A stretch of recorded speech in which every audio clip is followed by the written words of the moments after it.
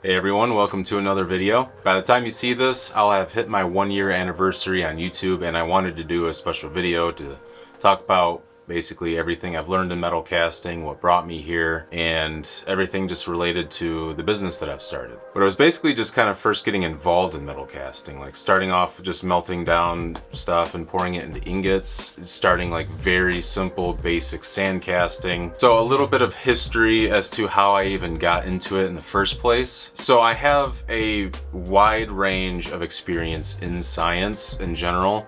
So in school, I got my degree in physics. So the first job that I got was at a steel factory where we made aerospace bearings. And this was like high grade steel, like M50 NIL steel. And this was like extremely tough stuff. We did carburization in a vacuum furnace. And we also handled nitrided parts. And I did all the lab work for all of these parts. So I did like micro hardness testing, X-ray diffraction. I looked at microstructure and grain structure. So I do have a little bit of experience with that stuff.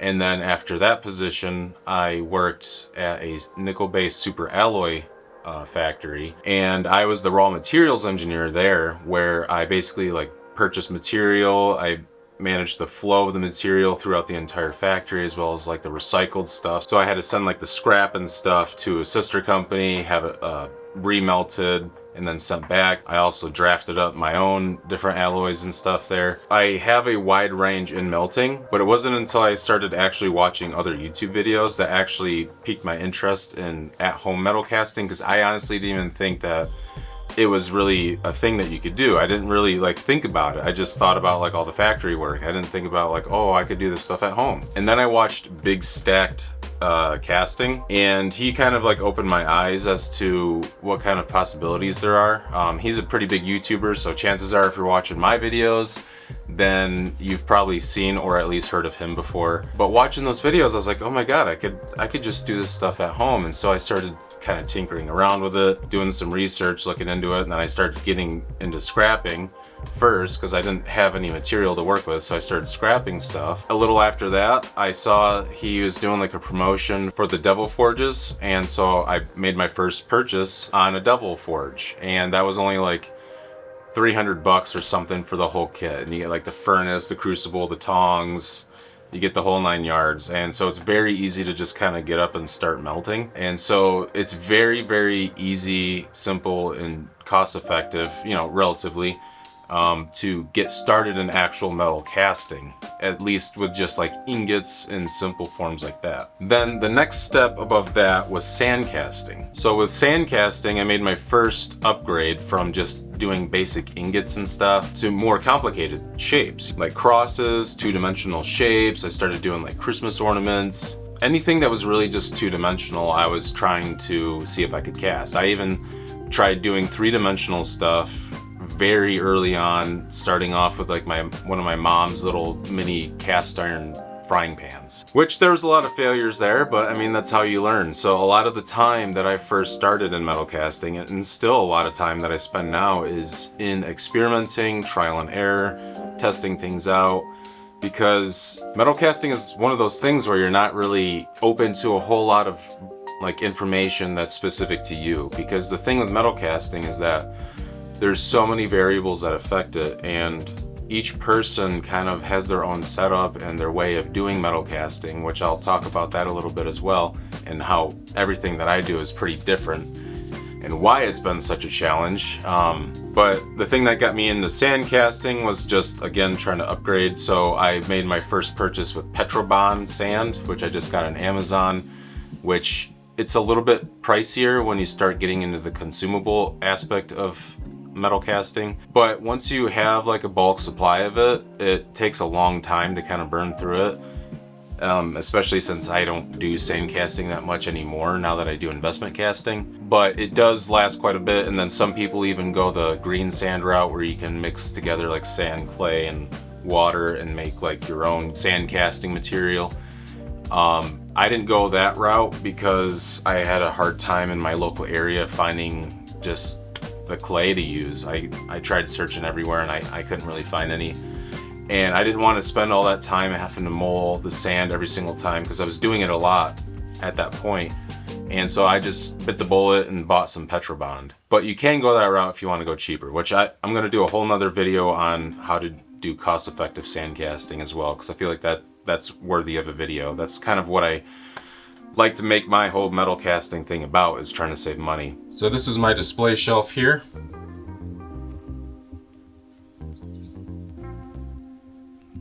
As you can see, there's not too many things. There's my Viking axe I made.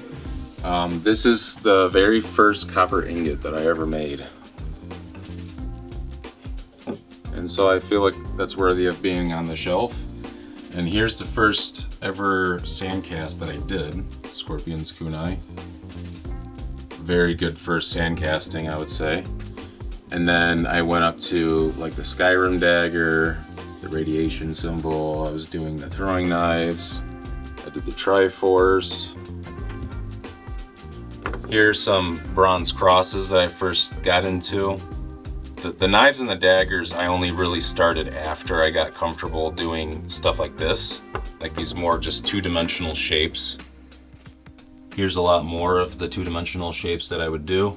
So after I started off with like just the foam cutouts, I'll talk about that in a second, then I upgraded to more three-dimensional versions of the two-dimensional shapes. So with the foam casting, that was the second upgrade in the sand casting that I did. I shouldn't really say upgrade, it's more of like just a preference or a variation of sand casting. And then down here you can see I got some of this XPS foam and my foam cutter there. You can watch another YouTuber called Heinrich's Made that does almost strictly foam casting. So he has a lot of good experience with that. And it's very easy to first get into because you don't even have to remove the pattern from your sand casting mold. You could just leave it in there, and when you pour in the metal, it'll just completely evaporate all of the foam. So with the sand casting, I was having a lot of success and also a lot of failures. But I wanted to kick it up a notch, and I wanted to start doing more intricate things and more high detailed things. And so I started learning about investment casting, which is like basically the true realm of like what is possible with casting. Sand casting, I've seen some pretty crazy stuff get sand cast before. Definitely need a lot of experience in order to cast more three-dimensional shapes, but some of the stuff I've seen people able to pull off has been pretty insane. Investment casting to me, I think, is that division line between people that are going to get fully invested into casting or people that just kind of want to, you know, toy around or just do sand casting. Not that there's a problem with that, just sand, like there are just some sand casters out there. But if you want to get into investment casting, it's a really big investment, literally, because everything is just so much more expensive. Because now you need some kind of burnout kiln, which I've seen people use like campfires and stuff like that, but it's not very consistent. And then with the kiln, you also need to stock up on a lot of like sand, plaster. That's what I use, but if you want to use the high quality investment plaster, then that is where a lot of your cost will start to go towards, because you need a lot of plaster and it's very expensive. I think my first box of like 40 to 50 pounds, I think it was like 44 pounds, it was like $150. I'm sure there's a cheaper way to get it, but where I live especially, and it's gonna depend heavily on your area and what materials are available, the cost is gonna vary. But for me, it was $150 for a 50-pound box. And the state that I'm in now, I could go through that entire box in 1 or 2 sessions of casting. So that's not really ideal for me, and so I had to find a different route. But then if you want to get even further than that, then you can get into vacuum casting. So then you need like a vacuum pump, you need a vacuum table or a chamber, and then you can just keep going up and up from there. You can get like more and more involved depending on how much money you have. You can get better quality equipment, better quality materials. And so for me, it was really a struggle to do that because I had limited funds, obviously. So when I first started making my flasks, for instance, I used chicken wire. A lot of casters will have like the perforated flasks. So like I started off with this. This is something I made out of just chicken wire. And then this is what you can buy online, a nice perforated steel flask, which is amazing because you can use it for integrated vacuum casting, but you can also use it on a table, but you want it submerged in the chamber for the perforated ones to be more effective. But this is like $80. This is like, I don't know, 30 cents or something like that. If you can do the math on how much chicken wire costs. So obviously this was the way to go for me when I first started. But then this I couldn't exactly use with a vacuum. So then I had to make some more upgrades. And then that's when I went to a scrapyard, and that's when I bought some steel pipe and I cut it up, and then I just made my own flasks out of this so then I can use it on a vacuum table. You can see this is solid so that the air doesn't get sucked through the sides, because you want the vacuum to pull through the metal so it goes all the way through the flask. The perforated would be nice if I had a vacuum chamber, but I don't even have that right now. When I first started doing investment casting, which is when you use like the plaster with the flasks and stuff, at first I was having a lot of success, but that was mostly because I was doing lower temperature alloys like just pure aluminum, or I was doing brass. When I started upgrading to doing higher temperature alloys like bronze, I started having issues, and it took me a long time to figure this out. Because the thing with casting is almost every single cast, probably every single cast you get, will have some kind of defect in it. And that's what makes having a business in this area hard, is because you have to have a lot of like judgment and intuition as to like what's worth either working on, finishing up, selling. And so it can be kind of tricky sometimes, especially when you're trying to figure out like whether or not something is gonna be worth your time to clean up and like hopefully salvage. But the other issue is that a lot of these defects that you'll get can come from either many different sources, or they can be very similar to each other and make you think that it's one defect, but it actually might be because of something else. So like for instance, a misrun or a cold shut. A misrun is when your metal doesn't fully form into the casting all the way because either the temperature was too low or your flask temperature was too low. It basically just froze by the time it got done.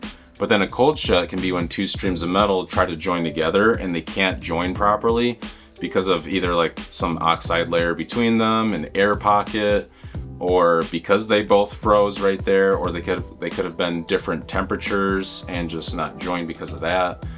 And so they can look the same, but in reality it could be because of your setup. It could be something completely unrelated to the metal actually freezing. And then there's the whole world of like porosity and shrinkage. You could think that it shrunk because maybe you had it set up differently, but it could also be because maybe the vacuum wasn't working properly on the thing that you had set up, or because the molten metal was just molten way too long, and the longer it takes to cool down, it shrinks more. And so there's so many different factors that go into this. It's been a real struggle trying to learn everything. And so what I ultimately found out was that I just wasn't burning out my flasks properly. So that is a huge area that I think needs a lot of time learning, is flask burnout. And I still don't think I have it 100% down, mostly because my kiln doesn't have like a thermostatically controlled setting for the temperature. That's also contributed as to why it's taken me so long. So again, it comes down to like the equipment and the cost and everything. But I eventually figured that out, and I started getting some really good bronze casts, and so I just kept moving forward. To anyone that I think wants to get into metal casting, I really want to express that if you want to do it for a hobby, you know, just do it for a hobby. It's super fun. I think you could have a lot of fun just casting ingots. But if you want to make it like a business, or actually take it a little bit more serious, you really got to be devoted and passionate about doing it, because there's going to be a lot of failures. But I mean, you got to start somewhere. So as far as the whole business part of the metal casting that I've started, my business is pretty new still. I only recently started it, and obviously sales are just starting. That's been a struggle too, because I'm not a marketer, I'm not a businessman. I've always gone into science, and so that's been kind of hard to try to figure out. But hopefully my social media and my YouTube and stuff will help that out at some point. I think the biggest investment that I made in my casting has been the 3D printer. So the 3D printer Also material wise, that's been a lot of money as well. The 3D printer is what I mostly use for my casting. So I do a lot of lost PLA casting. So you take a 3D print, you put it in a mold, you burn it out in the kiln, so it leaves a hollow shell of that pattern, and then you cast into that. There's also lost wax casting, which I got into after that, where you do the same thing, but it's with wax. But you also have to treat them a little bit differently because wax is more hydrophobic. But the 3D printer, I also didn't know anything about either. So I had to learn that from the ground up, which is why I made that such a big investment, because I got the Bambu P1S 3D printer, which is pretty like built in to everything, comes with like the software, and the filament is really easy to use and very good. But I had to learn everything. And so everything that I've done here, I've had to learn about. And so you really got to have a drive to want to learn new things. I had to learn how to 3D print. I had to learn all the metal casting stuff. I had to learn how to cast wax differently. I had to learn how to cast the stone statues that I make. I had to learn how to operate the kiln properly, you know, etc., etc. Just every single thing has been very time consuming in trying to get right. But the printer itself also ended up being an issue. Well, the filament, I should say, ended up being an issue that I didn't really know until I did a lot of testing with. And I came across this video from Robinson Foundry where he very briefly in the video stated that he uses Overture filament because it doesn't have ash when it burns out of the kiln. And that small bit of information that I saw him post completely changed my metal casting for the better. And it was such an enlightenment that it honestly may have very well even saved my metal casting. The issue was the bamboo filament, when you burn it out, it leaves ash behind. And so when you pour the metal into the mold, you get a lot of these like really small holes and pitting, and it just completely ruins the piece. I was 100% convinced that I was doing something wrong. And so I was trying to narrow down every single thing that I was doing, and nothing was changing, and it was very frustrating because now you're spending all this money trying to figure out one small problem. Very early, I think it was like literally after my first casting for investment casting, I started swapping over to making my own plaster, because it was just so expensive for me that it wasn't very feasible. And I think this is probably why a lot of people don't get into metal casting, is because of the plaster. The plaster is by far the most expensive part of metal casting. It's even more expensive than the material that you use for it, you know, obviously, unless you're using like silver or some kind of high-priced alloy. So I started making my own plaster with sand and plaster of Paris. That did reduce the cost down to like maybe like a third of the cost of the higher expensive plaster. So as things were progressing, I was getting more and more involved. I was getting more passionate about doing all this work, and I wanted to go all in. I wanted more help. I wanted more assistance. I was struggling to keep up with everything because now everything was just so daunting to do. Like even just grinding or cutting, like at the initial stage after casting, was taking forever because I had like just really basic simple tools. And so I took out a business loan and I got a lot of tools. I got some new equipment. I got some, just basically everything I spent the money on wasn't even necessarily like something that allowed me to do something. It's just something that sped up the time. And so like I got a bandsaw for cutting the parts up a little bit quicker, and also for my scrap. So all the material I use is stuff that I scrap. I'll talk about that in a minute. I got like diamond blades for my angle grinder. I got a better angle grinder. I got like new buffing wheels and a couple bench grinders. I got a new vise for the workbench. I got a new camera for my YouTube channel. I got sandblasting cabinet and the media. I got a lot of stock, so like the materials for like the plaster, the sand, the 3D print filament, wax. And so if the stuff that I bought wasn't for reducing the time that I had to spend on something, it was for increasing the quality. Such a nice day out today. Figured I'd come outside for a little bit. This is Kingston.